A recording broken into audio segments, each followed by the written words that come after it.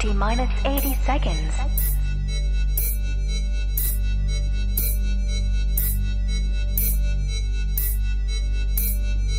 T minus 70 seconds.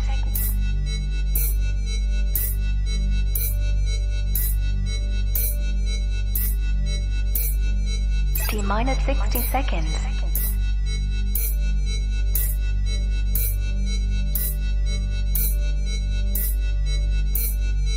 T minus 50 seconds.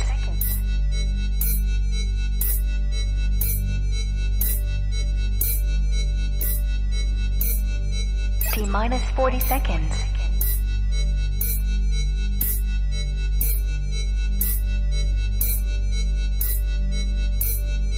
T minus 30 seconds.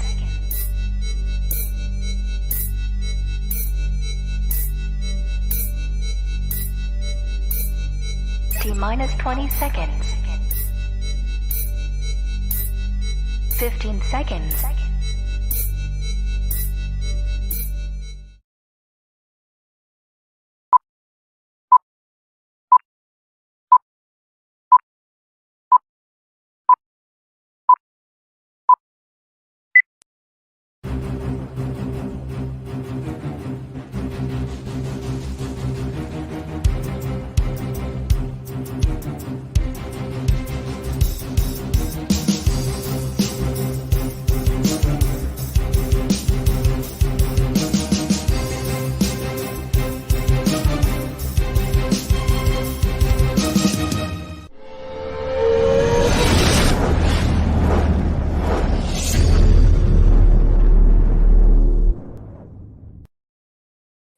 Hello and good evening and welcome to the Outpost Frequencies, now called the Sunday Roast, which we haven't changed the title of yet.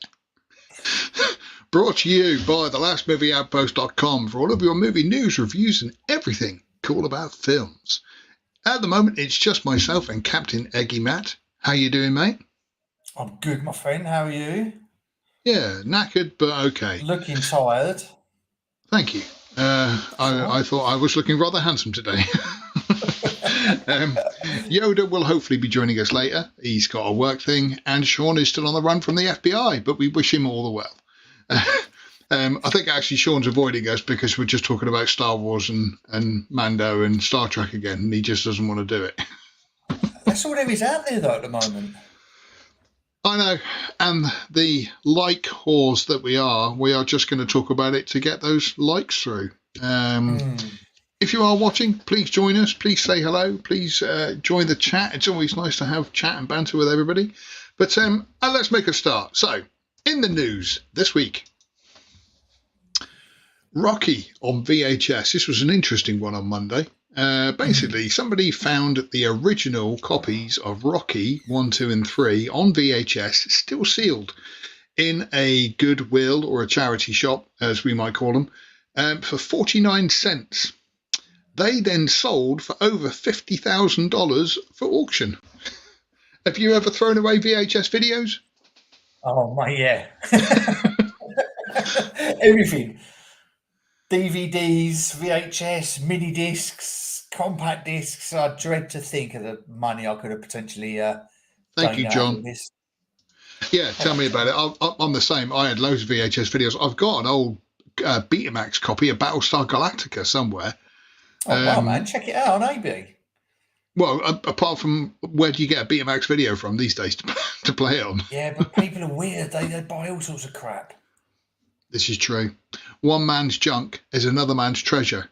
It's apparently not the way to tell your kids they're adopted. But yeah, I mean, back in the day, like I say, the video collection I had was like immense. And now I'm so gutted I've chucked them out. Yeah, I think the only VHS I own this, it might be the special edition Star Wars is when they come out on VHS. Yeah. I think that's the only thing I've kept. I think they're in the loft somewhere. But it's kind of, with VHS machines as well, I would dread putting it anywhere near a machine because it would play for a while and then sort of go, and then you'd pull it out with all the brown tape and that, trying to work it out with a screwdriver. That's it. Do you think they have Hello, Big Gator 5. Nice for you to find some time. Do you think that you can still buy VHSs? Well, funny enough, I've said before I put old cinefilm onto digital for people, and I had somebody recently ask me if I could put it onto video, and I thought I don't even know how to get from the digital onto a VHS. No. Let alone like hook up the VHS to a TV to be able to watch it, because none of my TVs have got SCART leads or anything on them anymore. But yeah, I think there are still people out there that do it. The stuff that I've been putting up online, again, I had a comment this week saying one of the videos that I did, a guy's got it on video, but he wouldn't put it anywhere near the video recorder because he'll probably just chew it up. Yeah, do you know? I'd actually be quite curious to watch a VHS again, just to see how bad the quality is. And not actually as bad as what people are. They are only like what 420p, but you can. No, do you know what, Gay? You can get VHS machines if you look on eBay. You can get them. I've got one. Hang on, check this out. Ta-da! Holy shit! And I actually used to have one of those as well. You put the video in there, look. Yeah, front loader. And just the video, nothing else. Does it work? Yeah. I still, like I say, I put the occasional video onto DVD for people, but I've kind of stopped doing it because it's more hassle than it's worth. So I've kind of knocked it on the head and whatnot. But yeah, they still work. And like I say, you still can find them on eBay and places like that. So yeah, they're still out there. We was talking the other. I was around a friend's house and we was talking. We had a few beers and we was talking about how easy everything is to come by these days, and you actually do miss the weekly trip down to Blockbuster. Yeah. Oh yeah. And it was kind of like, right, you can get one video. Oh, do I get that or do I get that? Do I get Terminator or the cheap nasty rip-off called something similar but absolutely awful, and it's like, oh, I don't know, that one's got, yeah, or something, you know. It's yeah, it's crazy. I've just heard, hang on a minute. Yoda won't be making it today, unfortunately, so it's just myself. He's having a nightmare. Always fun working when you don't want to. On a Sunday. Yeah, on a Sunday as well. But yeah, apparently a copy of Back to the Future, sealed, went for $75,000. And to think that when I was a kid, I wanted to just open the VHSs and play them and not think to myself, future me will appreciate you not doing this. Yeah, could you imagine it? Could you imagine? Okie doke. So here's one for you, look. So, happy birthday, Superman. It was Superman's 85th birthday and he's still looking quite good. You wrote this up, didn't you? I did, mate, yeah. Yeah, it's a good day for me. Yes, tell us about it. Well, the old boy was 85, and as we all know, he's the superhero that started it all. Without him, you'd have literally nothing. Which, looking at the state of Marvel Phase 4 and Phase 5, probably be a blessing in disguise. But no, I mean, I think people are quick to shit on Superman and go, oh, you know, his ideology is a bit dated now, blah blah blah. Ironically, being at the same people that shit on him and say that his ideology is dated, are the same people that whined and moaned when Zack Snyder upped the ante for Man of Steel. But don't get me started on that one.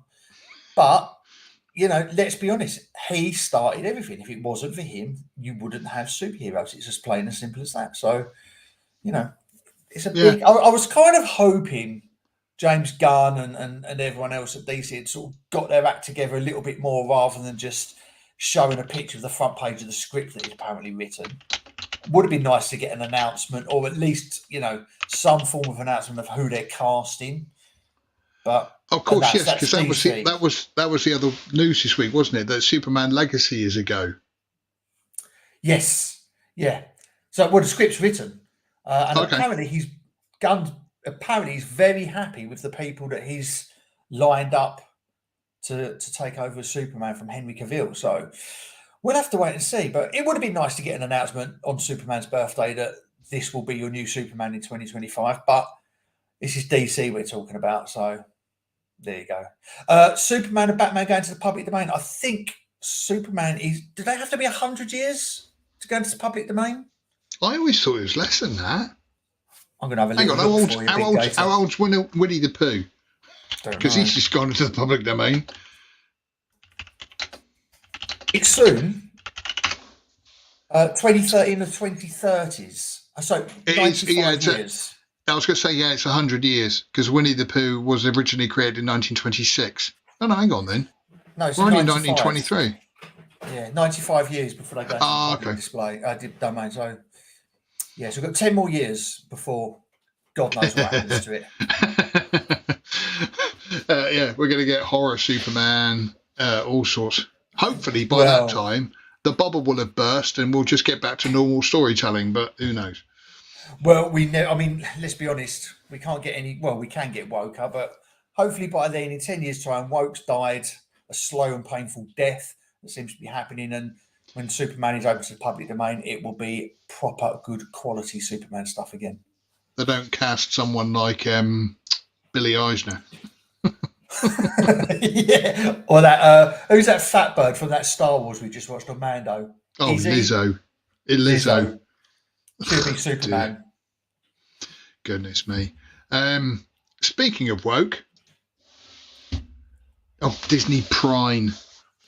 Disney Pride is supposed to say, I did this quick and I'm tired. Hang on, Disney.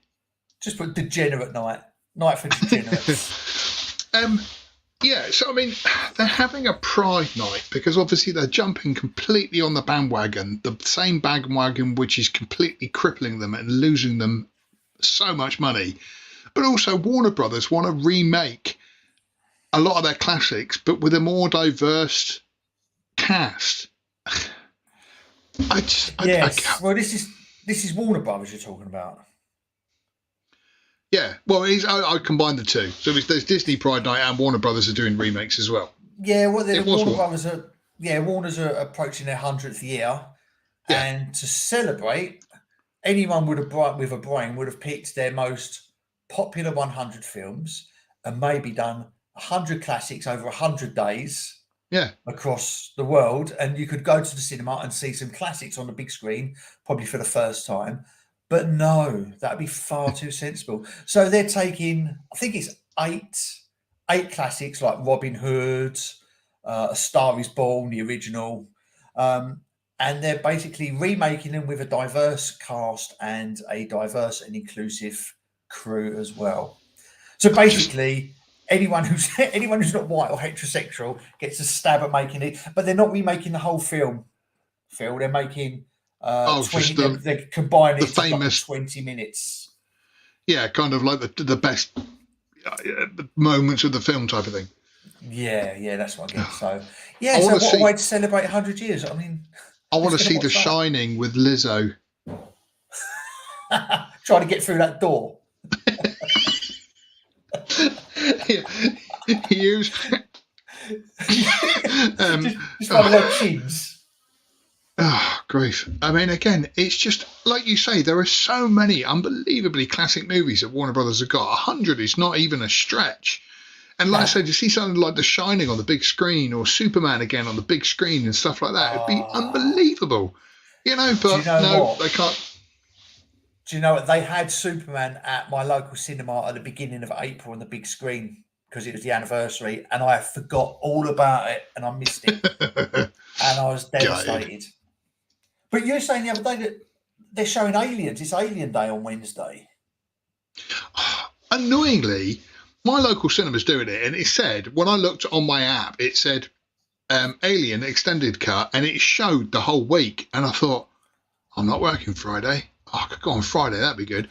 But it's on quite late. When I say quite late, how old am I? It's on at 7:30.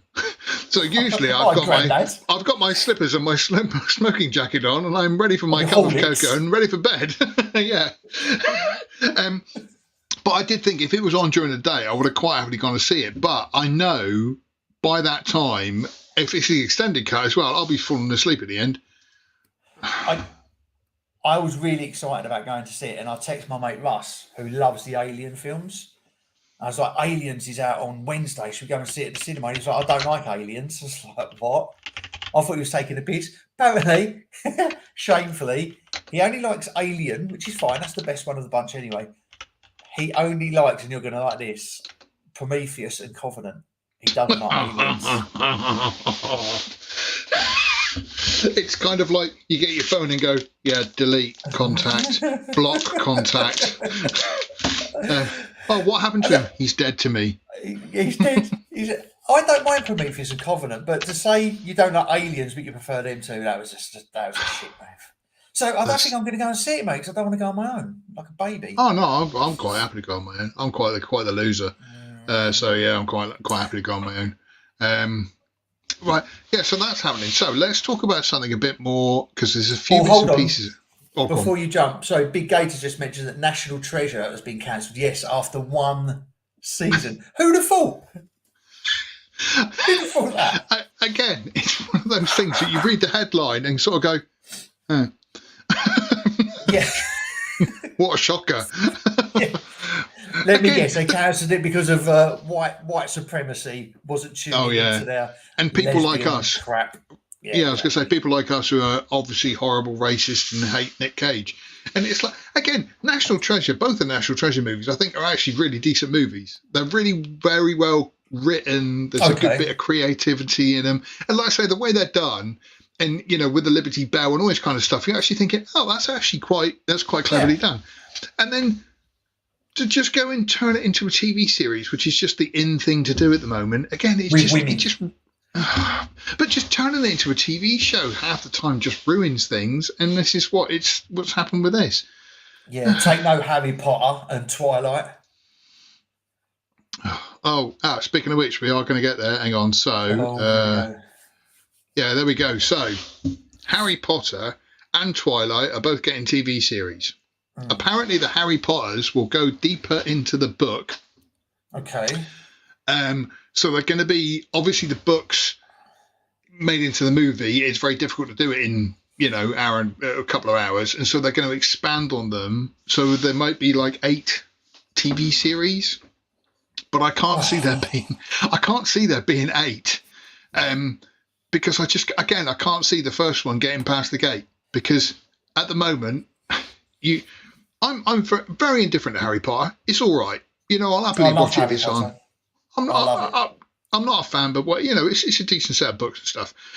But then you've got like people who are going, no, you can't replace Daniel Radcliffe. I don't think of his name then. You can't replace Daniel Radcliffe and everything else, blah blah blah. And then they got the other group of people saying, well, it's got Rowling involved, so I'm not going to be watching it either because she's a horrible, horrible person. And just again, you just. It's but crazy. All the people threatening to boycott it are the same people that threatened to boycott the Hogwarts Legacy, and I think that just sold something like 2 billion copies or something. Absolutely obscene amount of copies. That is the great thing about activists is they draw attention to something, and you go, "Oh, that game's out. Oh yeah, no, I fancy that." I have a slice of that. I love Harry Potter. I think the film. I always watch the films every Christmas. My youngest. He's 15 now, but we do like Harry Potter. There you go, 10 seasons already. There you go. I'm not. I think it's too soon to revamp it, or whatever the word they want to use at the moment. But at the same time, I will watch it because I do enjoy the franchise. And secondly, I'll watch it just to piss off the translot. I mean, again, I wonder because then I suppose the problem is the way the movies worked with Emma Watson and Daniel Radcliffe and Rupert Grint is you saw them grow up over a period, and it kind of fitted the books quite well. If you're going to have 10 seasons, you're going to have kids who are starting at, 15, 16, and by the time they're finished, they're going to look like us. They don't look that bad. Well, if they do it properly, like they did in the films and the books, obviously it's start of secondary school, so they'll be 11. Right, yeah. But, like Big Gate said, if that's 10 seasons, so that's 10 years, they're going to be 21 by the time they're done playing 16, 17-year-olds. So it'll be like watching an episode of like Beverly Hills 90210 or something like that, where you got, or Grease. Grease is another great example of sort of like that guy's in high school Yeah, I think he's a grandfather. Yeah. Have you watched that new? I don't even know what I'm going to ask this. You've heard about this new Grease show? What the show? Yeah, the Pink Ladies thing. Pink Ladies, yeah. Oh, Not mate, even going to give it the time of day. Not even going to give it the time of day. Terrible. But the thing is, I mean, that's going to get cancelled after one. I mean, it's 1950s America. You've got mixed race relationships, gay relationships, a huge diverse crew of pink ladies and T-birds. They're singing about white supremacy. This isn't going to last more than one season. And whoever greenlit this is from Paramount as well, who've got some of the best shows on TV at the moment with Yellowstone and their spin-offs, Tulsa King, Mayor of Kingstown, even Let the Right One In. That's a terrific show. They've turned out that's really good. Yellow Jackets, which I know you tried watching, you didn't really get into, but you must bear with that because I think it's really good. So for me, Paramount have got some of the best TV going at the moment. And then they go, it's like they're like, oh, hold on, these shows are too alpha. Let's just get something really mincy in there. These shows are too good. We need something to like balance this out, and we need something really crappy. Again, it kind of annoys me the way that they mess with history, because I mean we've had the whole argument about the whole Cleopatra thing, and again, sort of blackwashing history and everything else. And I do think to myself, at the end of the day, let them do what they want.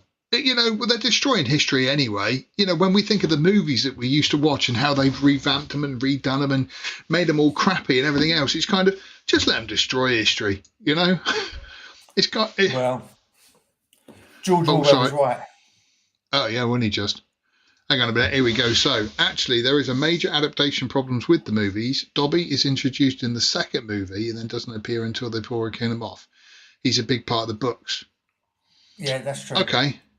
He's the sock guy, isn't he? He's the little sock elf, yeah. Yeah. Harry Potter! And they are producing a new Kiefer Sutherland one too. It looks good. What Kiefer Sutherland one?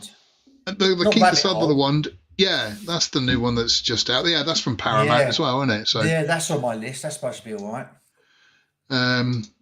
Destroying you History. watched 10 Minutes of Pink Ladies. John, what was it like? That's all I could take. I hope you was on a promise, John. Because I mean, are they making a new 24? No, I don't think they are. There's a new one with what's his name, Keith Sutherland, called Rabbit Hole, which has just started on Paramount. So he might be talking about that. But they're Pink Ladies. They revamping 24, didn't they? But do you know what? As we're talking about being on a promise and stuff, I'm going to add a banner here.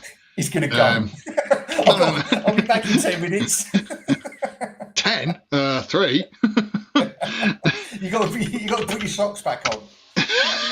Right, so we're not that one. This one here, Ghosted review, which I watched last night. Now, I did watch this because it had Anna de Artemis in it, and Chris Evans. So I mean, it was a pretty good cast. It's got Dexter Fletcher directing as well. I quite like Dexter Fletcher. Okay. I'm just checking the. Just checking the comments here a minute. Go on, so I'll take time. So, Acid Twin said, acting is tricky. We should be allowed to do an all-white MLK film. Martin Luther King. Oh, okay. Yeah, exactly. Dr. Martin Luther King. Yeah. I mean, yeah, they should be. Like I say, they should be totally allowed to race swap everyone if we're going to do the race swapping thing. But yeah, Ghosted. So the story is he's a lovable scamp who's very middle of the road, nice guy and everything else. And he meets Anna de Artemis and they end up having a wonderful day and having a relationship. And then she ghosts him. That's where the ghosted comes from. He then. Hold on, question. Does he slip her a length on the first night? The first 24 hours, yes. So, I mean, to be fair, you look at both of them, of course it's going to happen, It doesn't happen with people like us. If Chris Evans chatted me up, I'd be like, see what that Captain America's all about. Especially after he's just been inside Anna de Artemis, I'll be like, yeah, why not? Oh, so many jokes. Right, anyway. And so, but he finds he's left his inhaler in her bag, and his inhaler's got a tracker on it, and he finds she's gone to London. So he goes to London to try and find her, right? If he didn't look like Chris Evans, he would be an evil stalker, all right?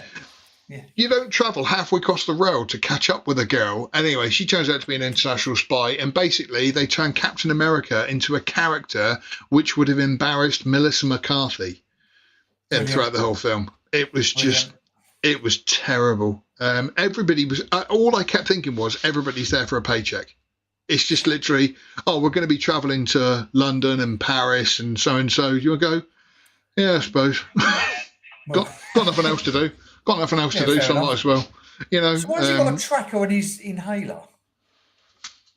Oh, there is an explanation. Oh, it's because he's such a lovable loser. At the beginning, he's running a little market stall, and he's such a lovable loser, he can't even track where he's put his money box for change, which is literally sort of like 2 feet there. So he uses his phone to track it.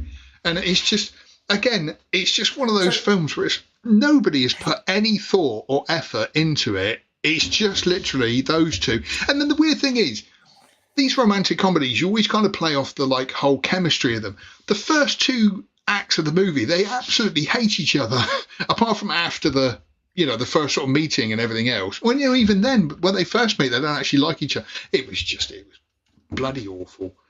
It looks terrible. It does look terrible. And the Armus is an absolute weapon. But even I was like, I'm not watching that shit. Like I say, I was intrigued, but it was a waste of time. An utter waste of time. It sounds dumb. Yeah, no, dumb doesn't even cover it. It was awful. And to see Captain America just, oh God, it was horrible. And as I said it on Twitter, it was a real shame because Ana de Armas in quite a few scenes looked quite frumpy. And I kept looking at it thinking, how do you do that? How do you make her not look very attractive? At the end of the film, she dresses up in this dress and she walks into this thing, and again she looks quite beautiful and whatnot and blah blah blah. But with it, she walked in and I was just kind of, you know, Really? it's not like the dress she wore in No Time to Die, where you are sat there going, oh, it was a waste, an absolute waste. How they made her look frumpy? I mean, I would literally let her give me AIDS. Anyway, let's move on to something else. Let's move on to the end of Mandalorian season 3. Now, the last 2 episodes were okay, but I suppose maybe mildly above okay, but okay. But ultimately, this series has been a complete and utter letdown. Yeah, what have they done? They go from the highs of introducing Luke Skywalker, where everyone was losing. Even my wife. I mean, I've got 4 sons, right? So Sarah, as she's sort of been over the years, been forced to like Star Wars. To like Star Wars, yeah. And I remember when the whole Luke, because my son Jake had already seen it, and he says, "You need to stop what you're doing and go and watch Mando, the last one." I was like, "Right, fine." So we sat down. My wife was in the kitchen; she was cooking or something. And then she heard something going on. It was the music and the noises of the Force. And she come in with a glass of wine and she sat down and she went, "Is this going to be Luke Skywalker?" And I was like, you've managed to capture the hearts and imaginations of a 46-year-old housewife who's sort of been forced into liking Star Wars over the last 30 odd years. And she loved it. And then you've basically taken that and thrown it all away. I can't understand. Usually, this is a really weird one, but I usually think the 3rd series of something is generally the best one. I still remember the original, like Alias with Jennifer Garner, and the 3rd season was, it's fantastic. And yes. a lot of season 3s are quite good. So I was kind of quite optimistic about this, but it was the fact of setting up Baby Yoda was going to be back, or Grogu's going to be back. Baby Yoda, how old am I? Grogu's going to be back because of the ship they built with the dome, and you're thinking, gosh, what's the dome for? And just with all of the adventures with this, there's no kind of there's no edge to them. There's just, it was so flat. The whole thing was just so flat. And then this last episode was pretty decent. However, the last 10 minutes were just cringe. Oh, I couldn't. So many people have said to me, right, why, if he's got his own homestead and there's nobody around, does he still have to wear his helmet around his son? Surely he could put on some... Baby Yoda's not allowed to see his face anymore, is he? Because he's been re-washed in the waters of Mandalore or something. But that's the way rough. it ended as well with that circle going in the Baby Yoda with the frog. It's like, what oh yeah, again. I was exactly the same. And I was like, seriously? And I just, the end of season 2 was the best thing Disney have done Star Wars wise out of everything. Bringing Luke back, fucking magical. Yeah, it was. And then now it's just like I said. With I think halfway through the season of Mando, I was just kind of I'm watching it because I have to review it. That's the only reason. And other than that, me and you, we disagreed on a few episodes, didn't we? Yeah. You gave most of them all 1s and 2s. So I thought, actually, that was pretty good. I would have given that a 4. But then I think my interest just towards the end of it, Phil, I just got to the point where I was just like, I don't care. What am I doing? I don't give a shit anymore. I generally don't care. I'm not invested. Care about Baby Yoda, who's basically, at first he was like, yeah, look, they're not using CGI. This is great. This is, I like it, a bit of old school. And then he got to the point where they're literally just fucking throwing this doll around the set. And you're meant to think he's using a force. And then you've got those 3 red guards that have basically destroyed that other Mandalorian with the big Tommy gun. And they basically held their own against the 2 Jedi in Ruin Johnson's monstrosity of a movie. And yet they can't get this stupid little green thing that's hovering about 5 foot above them. Again, it's one of those scenes. Sort of that's a scene that works in Tom and Jerry. Brilliant. But for Star Wars, no. It just, like you say, it was ridiculous. It was, it was bad. It was terrible. And Ashley Twin said it's how poorly directed Mando was. Yeah, it was awful. It was like amateur hour. And you put a tweet up, didn't you? Sort of having a moan at Bryce Dallas Howard. God, and the people were getting on your case about it on Twitter. Like carrying on like this, she's fucking Stanley Kubrick. Wow. I mean, again, it was unbelievable. Her direction has been good in the past. She has done some good episodes. I'm not taking that away from her. It's been, compared to the rest of Disney stuff, it's been all right. But that episode with Lizzo, and it was like, it's not her direction or this line. It's like she signed off on that story. She had to do Lizzo and everybody else and whatnot. And it was atrocious. And then what was really funny was, I don't follow her on Twitter, but her name came up. I was trending, and I clicked on it, and then it had her, and I clicked on her, and she said, thank you to everybody for the last episode we did of Mando, blah, blah, blah. And I read the comments, and all of them were just bots saying, it was such a great episode. Easily the best episode of all this stuff. And I'm going, none of those people are real. Nobody on planet Earth, with any level of intelligence, thought that was a good ending or a good episode. It was terrible. So, I mean, overall, like I say, it's had a couple of decent moments. I'm not denying that. But overall, Mando Season 3 was a real letdown. I've got to be honest. I'll tell you where I am with Star Wars. Mando was the last glimmer of hope I had for that franchise because seasons 1 and 2 were so good. Yeah.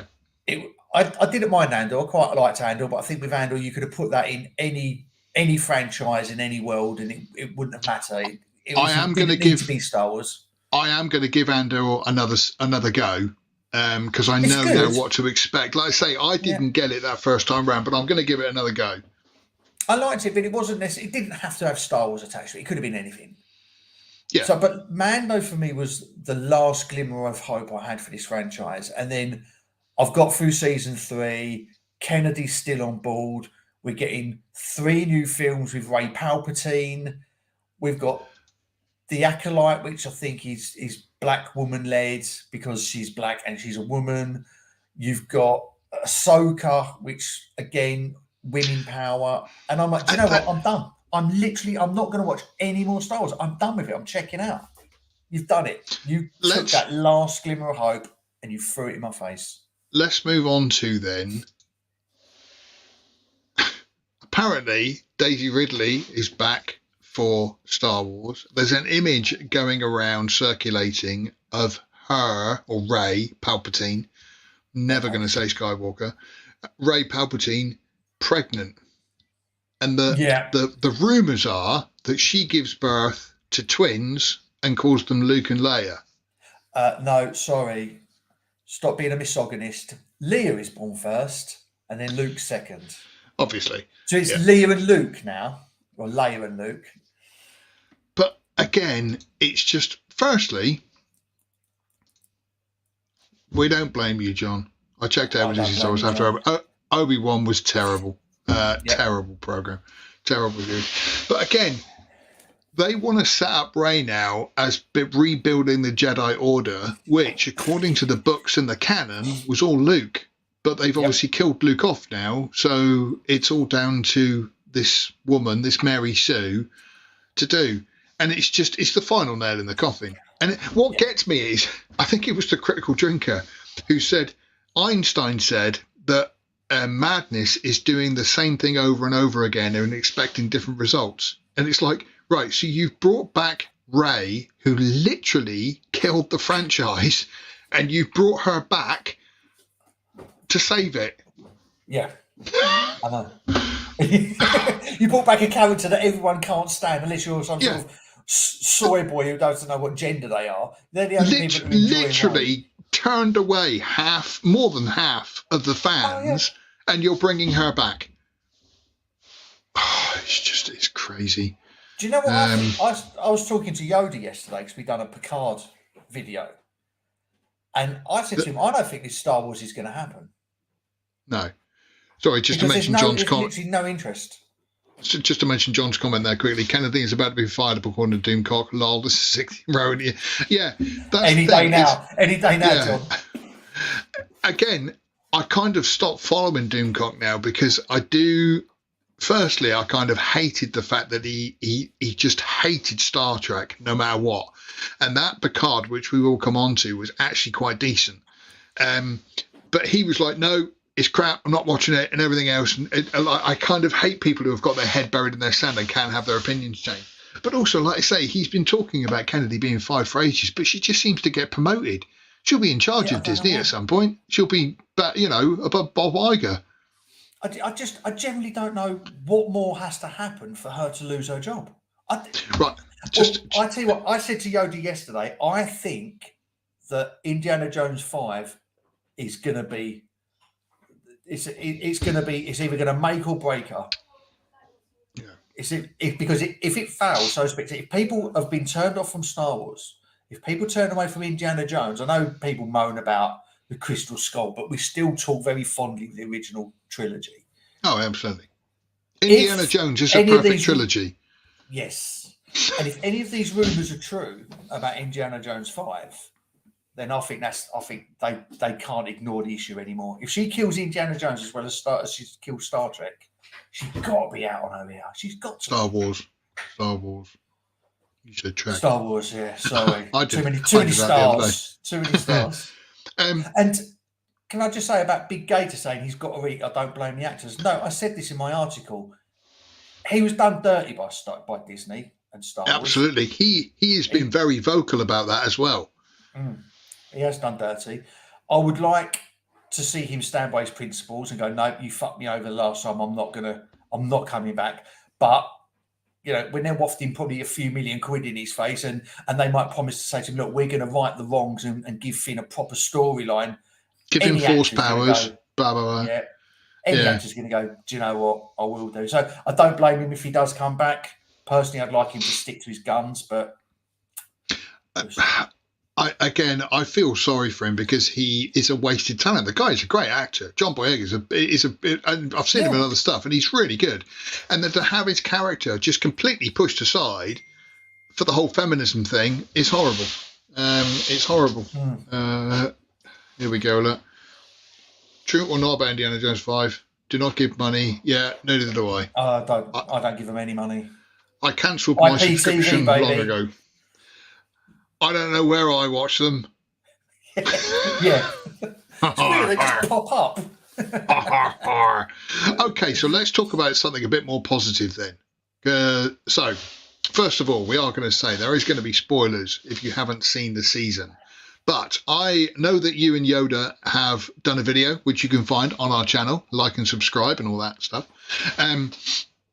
But I have just finished Picard season 3 because I heard it was good. It took me 4 days whilst working full time to finish it. That's how dedicated I was. But conversely, I enjoyed every minute of it. It was so well done. It was so well written. Each episode was nicely paced. It left on a cliffhanger. You were invested in all of the characters. It kind of had the strong female characters in there, but it didn't force it down your throat because like 7 and 9 and all that kind of thing are strong, great characters anyway. Geordie's daughters, I thought, again, were very nicely done because it wasn't just that they were Mary Sue's. They always put the emphasis back on that it's what's it called, Geordie's daughters. So they got it from Geordie, but then they were still strong and independent, which is, it's perfectly okay to do that. The overall series was masterclass. Yes, it was. And me and Yoda did, I think we watched the first episode and we discussed it because we reviewed seasons 1 and 2 and we were disgusted by them. So we've reviewed episode 1 of season 3. I gave up in season 1 after like 1 or 2 episodes. I think it was awful. It was the worst TV, some of the worst TV I've ever seen. And the fact that it was Picard and all the characters around it, it was a disgrace.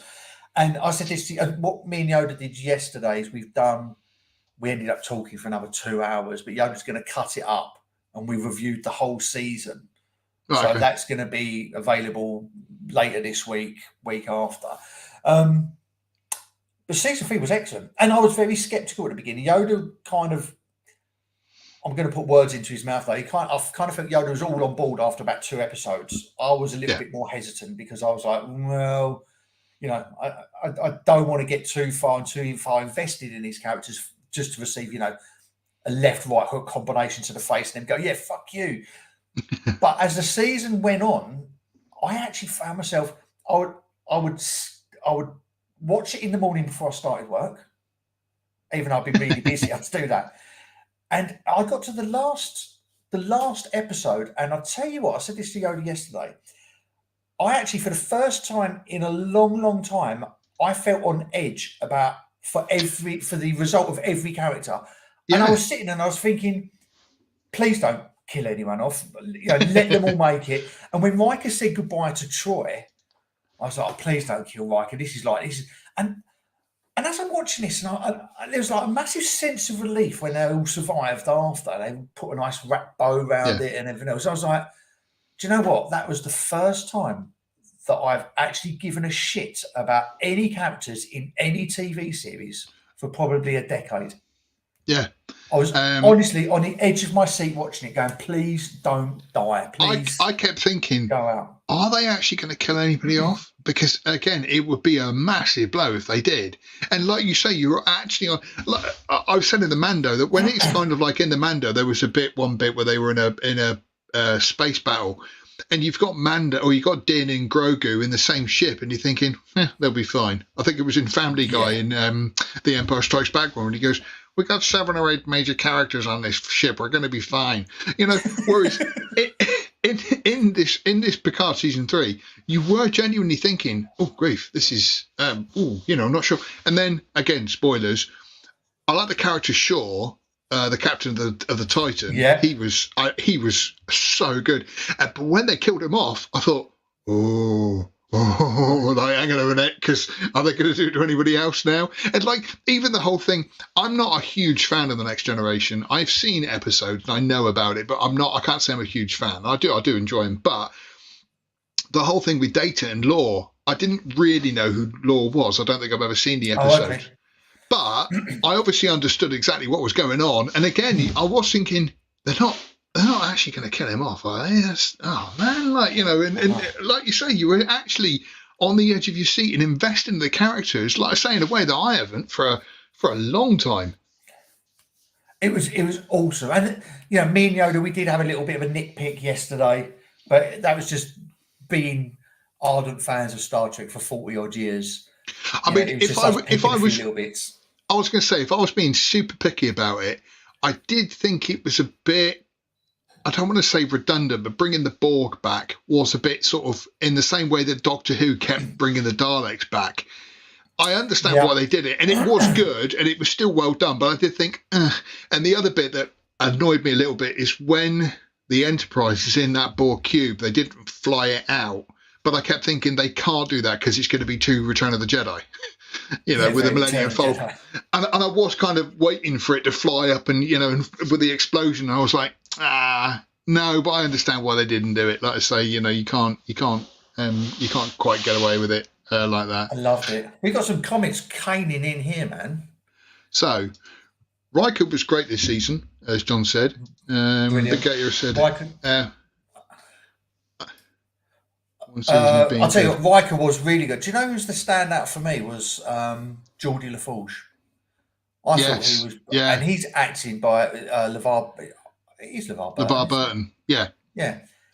When they first found out that the Borg had basically used nanotech and the transporters to take over their young, his reaction to instantly go to his girls. And what I really liked about it is that he was, I've got to go and get my girls. And Data said, there's nothing you can do. We have to do this, in words to this effect, we've got to do it logically.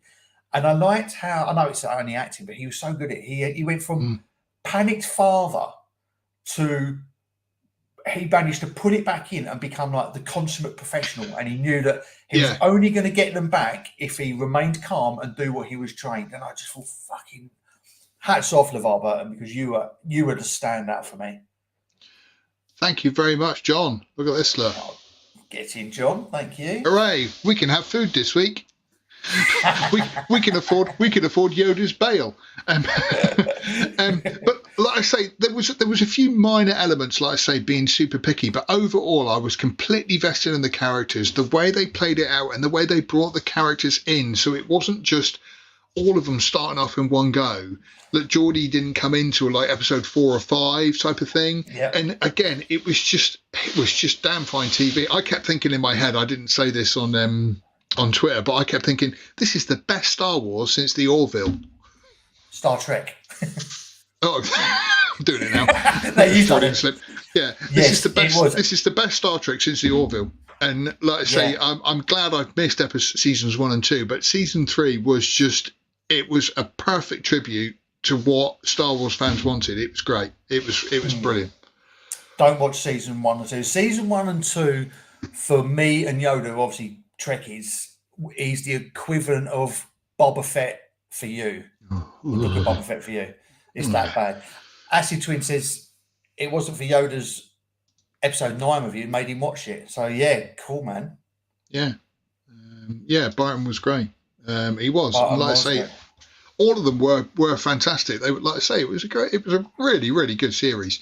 Hang on, we've done that. Right, so carrying on with Star Trek then, and this is one for all the lads out there, all 5 of us, 7 of us. But we are now talking about the women of Star Trek. Here we go. Look, see how professional we are. Look, ready? Hey, look at this. Eggy built this, and I'm just doing the technical side. But yeah, so in the first original Star Wars, we're only picking out the main ones. We will be giving honourable mentions later, so please bear with us. But yes, what I've done here, Phil, is I've just chosen the characters that were on recurring episodes. Yeah. And obviously, you'll find that a couple of these actresses would appear as different characters, either in the same season or in Next Generation, etc. But I mean, there's so many, especially in the original series, where it was obviously set in the 60s, so it was 99% men with a couple of women characters scattered throughout. There was a lot of the women involved in the original series were just one-offs, where Kirk would go down, save the planet, give him a shag, piss off again. So there are some absolutely stunning women in the original series, but they were literally there for one episode. So that's why I've not included them. So I've just included the regular characters. The main characters. That's fair enough. Yeah. So, I mean, Uhura, back in the day, was a stone cold fox. Oh, she's the one that started it. Oh, yeah, absolute weapon. Stone cold fox. And again, the empowerment that she gave to women without being a Mary Sue was fantastic. You know, so like I say, she was. Yeah, you know, it was fantastic. I kind of remember Yeoman Rand and Nurse Chapel. Who played Dr. Jones? Is it Dr. Mulhall? No, she played two characters. She played Dr. Jones and Dr. Mulhall. Okay. So that's why there's a double name there. So she played two characters, and you'll see her later. Nurse Chapel, she was Bones's right-hand woman, I suppose you could call her. She was secretly in love with Spock. Right, okay. And Yeoman Rand would always appear in episodes as just sort of a kind of a minor character, but like a regular minor character. And then Yeoman Rand even made it all the way to one of the original movies. I think she was in Star Trek. I think she's in like Star Trek 4. Anyway, so her longevity as a character throughout lasted a really long time. Hang on, I'm just trying to find who played. Because she looks really familiar, Dr. Jones. Very famous actress, actually. Getting a wet wipes ready. Yes, that's it. All right. I'm not going to do that on the live stream. We'll get kicked off. Diane Mulder. I've seen her in something, and I can't for the life of me think of what it is. She played a doctor in The Next Generation as well. Might have been that then. But she's sort of one of those older actresses that, like I say, I can't place her. Stunningly beautiful. Yeah, absolutely. I need to open my window. My wife's put a bloody heating on because she needs to dry her washing because it's been raining all day. There we go. Hang on, we're getting to the later ones. Okay, so that's the original series, and then the Next Generation. I'm going to move that up so we can see everybody there. So there she is, Dr. I can't say it. Pulaski. Dr. Pulaski. That's the same. That's actress. The same woman. That's why I recognise her. And you see the one next to her. I can't say Troy. That is Nurse. Okay. So they brought them back. Yeah. So now we've got Deanna Troi, very hot. I think it's the accent with her, very hot. Beverly Crusher as well. Yeah, I know. That's what I mean. I think she's originally from Clapham, of all places, which is a shithole. She actually speaks like me in real life. I know. Yeah. So follow your dreams, everybody. You can get out the gutter. Dr. Beverly Crusher. We got Guinan. Now, see Tashi Yar. Yeah. Now, you might be able to answer this. Yeah. Why did you put Guinan in there? Representation. Diversity. No, because she's a regular character. Listen, each to their own. Some people might find Whoopi Goldberg attractive. I think, what's his name? Ted Danson certainly did. I do think that Whoopi Goldberg was going to get married to Peter Cushing, so she was going to be called Whoopi Cushing. Sorry. Now, Tashi Yar. Yes. Again, because I don't know about this, but what happened to her character? Because it's very unusual to kill a character off. Kind of. She wanted out. Oh, really? She went. Star Trek Next Generation season 1 was dying on its arse, to be honest with you, and it wasn't good. Right. And she had a gripe that most of her screen time, which is a shame because she was a great character, and especially this day and age, we're talking about strong, powerful, physically strong women. Yeah. She was basically she was in Worf's role originally. She was tactical and security. But her gripe is where the camera is always focused on mainly Picard, Riker, and Troy, you only ever got to see her legs. Okay.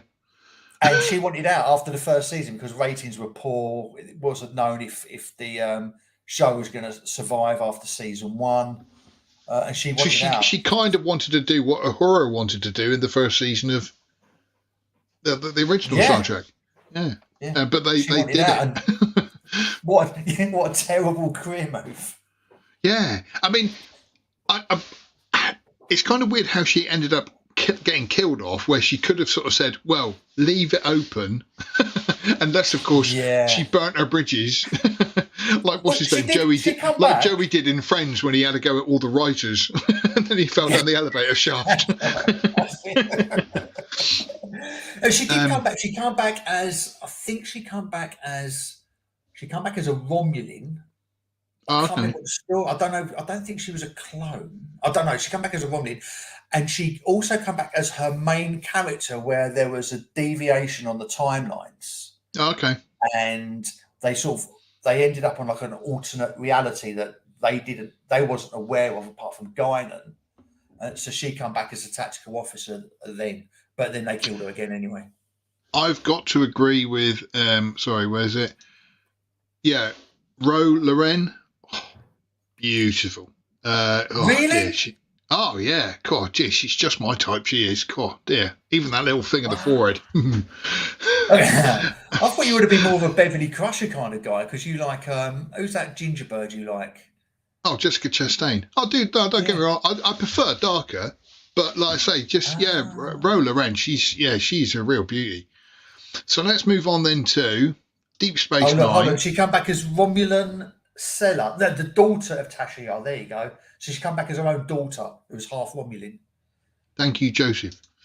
So then Deep Space Nine. Now, funny enough, the other day, Dax, I saw her in, I think it was Hellraiser 3, because I'd watched the original Hellraiser, so I watched the second one and I watched the third one.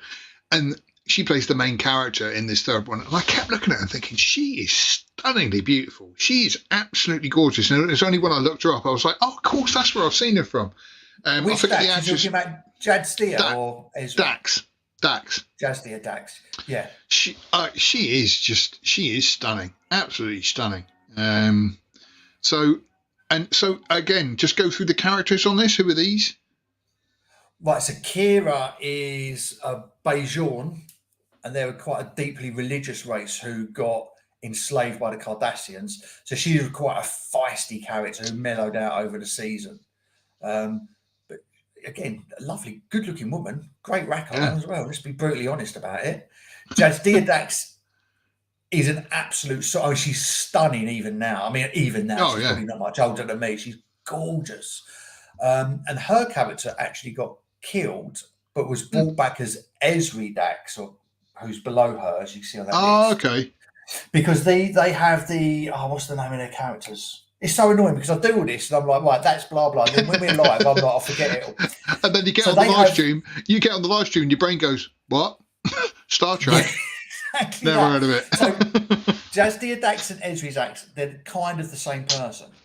They have like a symbiont that lives inside them. That's really like hundreds of years old, and they basically enter a new body and they they merge. Oh, okay.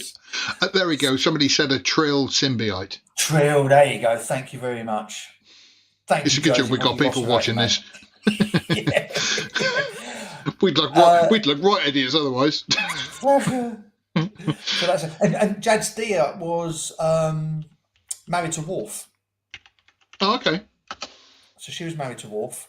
And Cassidy Yates, you'll know, who ended up being Sisko's wife, she's in the Orville. She's the doctor on the Orville. Do you know what? I was just looking at her and thinking, I do recognise her. Right, okay, that makes perfect sense. And who's Lita? She was like a barmaid on DS9, and she was a bit flighty, but again, she was in it regularly. She was very beautiful. Cute. Yeah, very, very cute. John says it's all about Lita. Yeah. Like I say, she's very cute. Okay, so moving on then again, Voyager. Janeway. Janeway, I tell you what, she's underrated, man. No, I like the whole powerful women thing, but I mean, I'm sorry, out of that lot, it's 7 or 9, easily. Oh, 7, 9. She's like my ultimate Star Trek girl. She's just the fucking best. Like, hang on, absolutely faultless. Look at that. I'm just going to hang on. Rom's wife, yes. I'm just going to find the image that you put up. of her. Which I can't now. Would you Adam and Eve it? No, I can't find it now. But the image you put up of her, I mean, Jerry Ryan is absolutely gorgeous. I mean, it's just so stunning. Even with that eye thing over and everything else, I'd still be up for that. Oh, mate, without a doubt. There's not a doubt. Yeah, thank you, Acid Twin. Janeway had a head mistress thing going. Yeah, she's a bit of a sort, old Janeway. She's underappreciated. Nah, I'm not into the whole headmistress thing. Yeah, too right. But yeah, and she was a great actress. But 7 of 9. Oh my God, that woman! Fucking hell.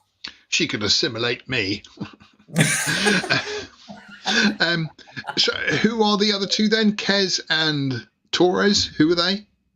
Kez, I think she was in the pilot actually. She is a character who was with. I think her character's only about 4, but they age really quickly. I think they age like 5 or 6 times quicker than us. Right. That's handy, actually. Not bad. Well, especially if you're a paedophile. No. I'm just thinking that when she's a teenager, you get with her, but then, like in 20 years' time, she's dead. You get a new one. Happy days. Happy days indeed.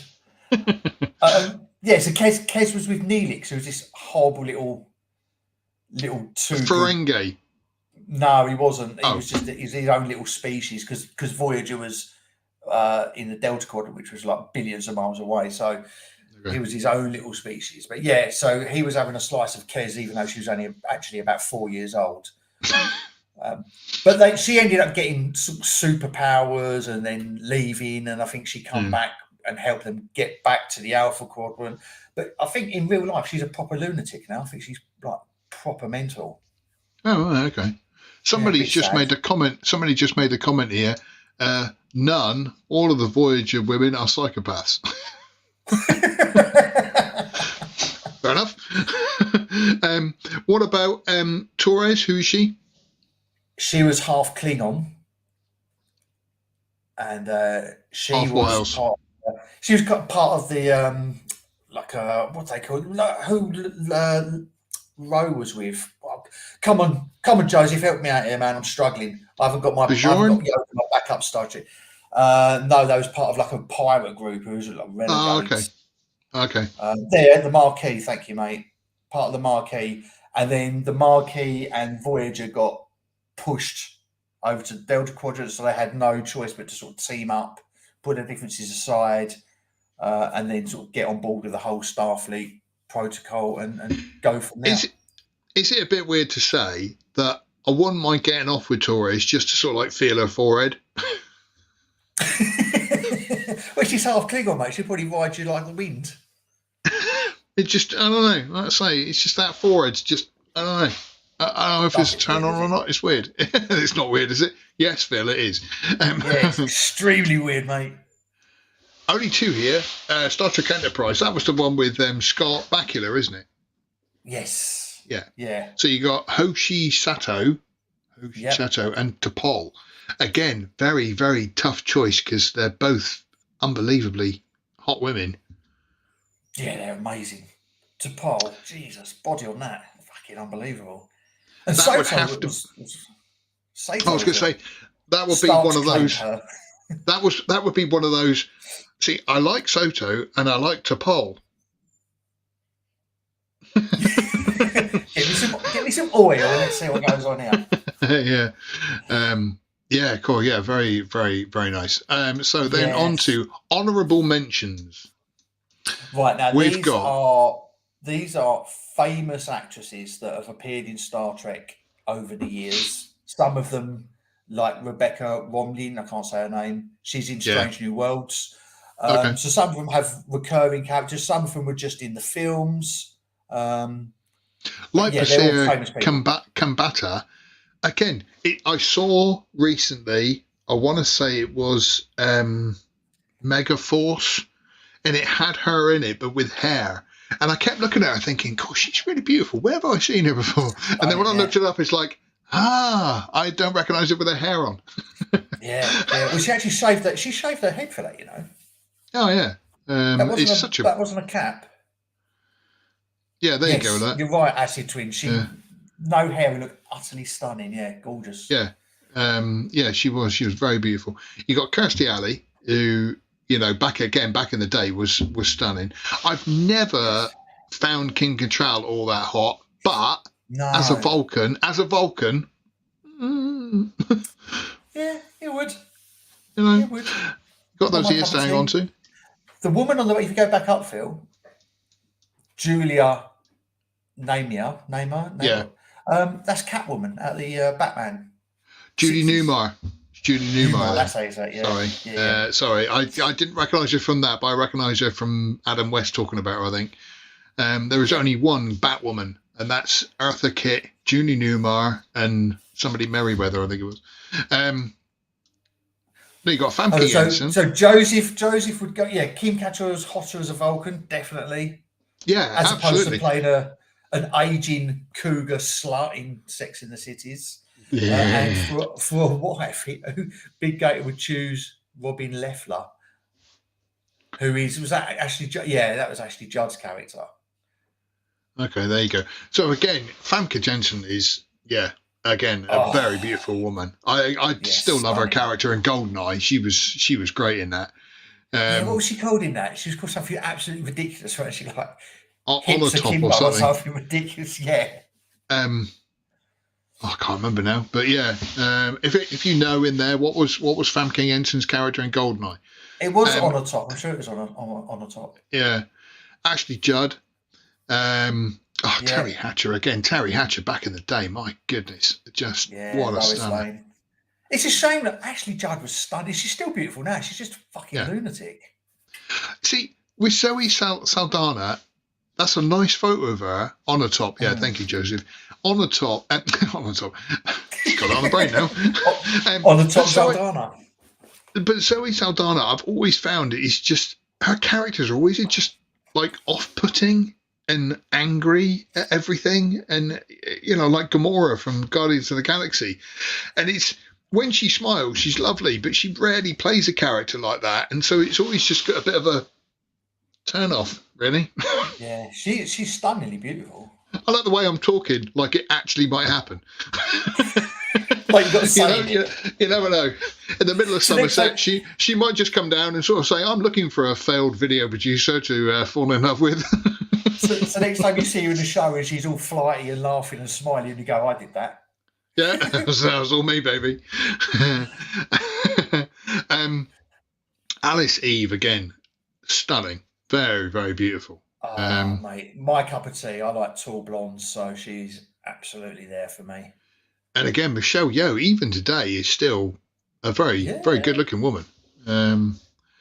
He likes very submissive women. Who, me? No, I'm not bothered. I'm just happy to be around a woman. I don't care what they are. You're just happy to get your end away once in a while. And that's it. So, right, okay, over that, it's going to be difficult to do this now, but you've got to pick one that you've got to go on Starship Adventures with. Who are you going with? Okay, let's go. Who's in the go Acid Twin? Then you answer first because you're the first name I saw. You've got one to pick. Acid. Which one? You're allowed to pick one, and like I say, it's just you and the Enterprise off on adventures. Who would you pick? 5-year venture. And then you've got Joseph, and who else is in there? John. Yeah, Joseph Dredd, John, Big Gator. Who's your one pick? Do you know what? It's weird. I don't know. And this is going to sound so sad me saying this, but I don't know what their personalities are like. I just don't want to go on looks. Because if you've got to spend 5 years with them on a ship, you want to get somebody you want to get on with, you know? Right. Acid Twin's being clever. Look, he's going for Dax. Generations of experience. Yeah, but can you imagine she'd just be fucking talking about all her past lives? I'd be like, oh. It gives you something to talk about afterwards. It's pillow talk. It's fine. Josie's going to go for Ro Lauren. Do you know what? I'm very much on Joseph's side there. That, like I say, that with her, she is good looking. She is a good looking woman. John, you're only allowed one, mate. You're only allowed one. Yeah. You can't have or DS9 girls all day. So, but to be fair, that is a good choice because Deep Space Nine is a big place. So because I'm just thinking then that kind of puts you off the Next Generation because you've got all the other women there, but then you'd have Guinan as well. I suppose somebody to talk to just afterwards. Oh. Yeah, she was great. Can you imagine listening to Whoopi Goldberg for 5 years? Fucking no thanks. Oh goodness, it's true. I'm going 7 of 9. It's not even a competition for me. And yes, it's because I'm shallow. Because she's tall, blonde, beautiful. She's got a fucking body that's rocking. I mean, I don't even want to have a talk to her. What are you talking about? What are you talking about? Being shallow? We are doing a podcast, a live stream on the hot women of Star Trek. All right. 2 nearly 50-year-old men talking about a Star Trek movie. And who we'd get with if we had the chance.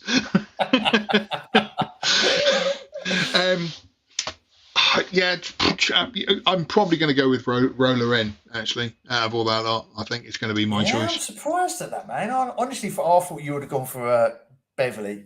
I thought you was a redhead. Yeah, don't get me wrong, I like redheads, but she's just not my cup of tea. Just not my cup of tea. I know Stark from the websites already claimed Soto from Enterprise. Happy days. I haven't checked the comments on there. And Yoda's already mentioned Rebecca Romijn, I can't say it. He's already mentioned her a few thousand times before. I'm just going to see if there's any comments from the website. So just very, very quickly, professionally done here, perfectly. You can't fault it. Kirstie Alley, Kim Cattrall, the blonde smoke show from that crappy reboot, the Boar chick, yeah. Oh, this is on the website. Yeah, the chick that doesn't wear a bra, and the with Professor X. That's Rebecca Romijn. The girls of Deep Space Nine again. Diana Mulder, hands down. Just saw her twice in Hawaii Five-0. Was she in that as well? Blimey. A lot of people are going for. A lot of people are saying that Ezra Drax, the younger version. Quite a few people are saying that. See, Joan Collins, no. I never found Joan Collins all that attractive. Not my cup of tea. No, really? Classic beauty. Don't get me wrong, she's a beautiful woman, just not my cup of tea. So I'm not having a go. Again, like I say, anything breathing, to be honest. Well, that's Kirstie Alley out of the picture then. Again, was she cremated or was she buried? So yeah, like I say, there's been some good picks, and that's been most interesting. And myself and Matt are now going to be off and reinvesting in tissue sales. Actually, Tweed, what scene from The Next Generation? I need to show him that scene from The Next Generation. Remind me, man. Hang on.